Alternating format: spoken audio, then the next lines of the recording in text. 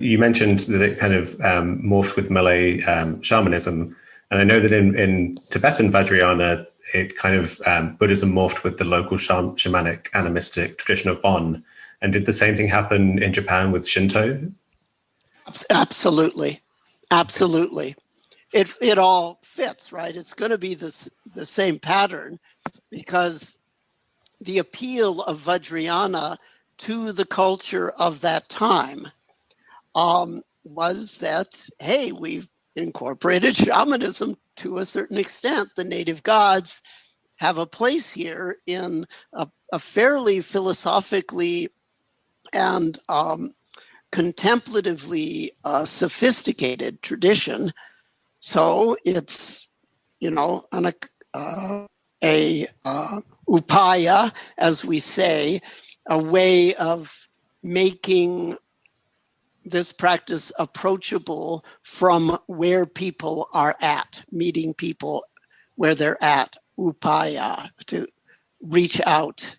So if you have a culture where gods, ghosts, ancestors, and our, the spirit world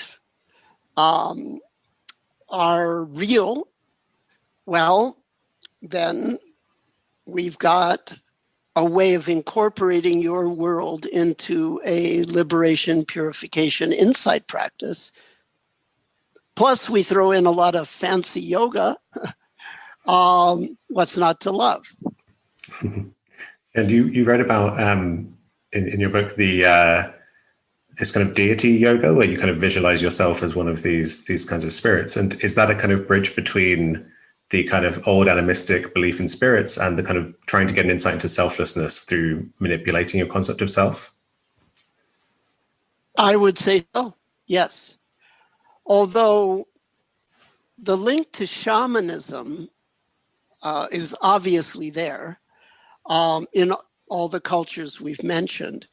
But I think more broadly, cultures where what I would, in my language as a modern, scientifically oriented person, what I would call deep subliminal mental image activity, that tends to be archetypal. And so in cultures where that's considered real and important, well, those will often overlap with shamanic cultures, but I think it's also just in general cultures where deep image space is part of the culture. So things are iconically represented, and stuff like that goes all the way back to Egypt and, the Middle East, whatever. So I think the idea of seeing the gods a little bit more than hearing the gods maybe would have been in those kinds of cultures, somehow incorporating the archetypal world into a sophisticated, philosophically and experientially sophisticated practice. That's a way of fitting a culture of that time.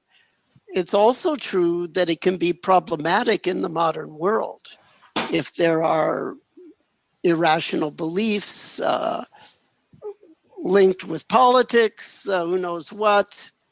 That realm can also cause problems to people.